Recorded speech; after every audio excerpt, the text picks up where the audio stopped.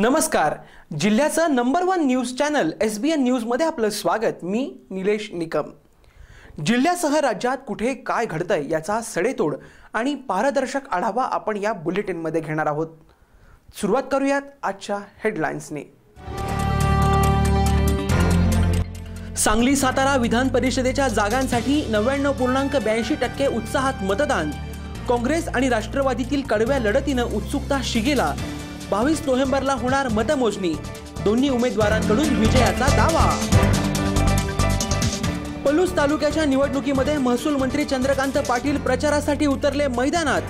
यावेळी प्रभागांना भेटी देऊन जाणून घेतल्या जनतेच्या समस्या.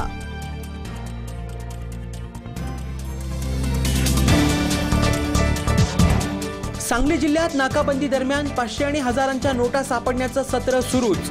मध्यरात्रीच्या सुमाराला 19 लाखांची रोकड सांगली पोलिसांनी केली जप्त.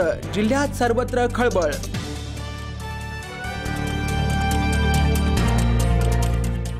दुकानं मॉल्स मधल्या स्वाईप मशीन मधूनही 2000 काढता येणार.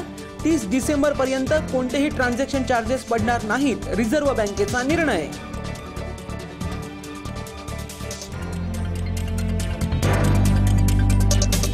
आणि कोल्हापूर जिल्ह्यातील वडगाव इथं हुतात्मा बँकेची 1 कोटीची रक्कम गाडीतून घेऊन जात असताना पोलिसांनी केली जप्त.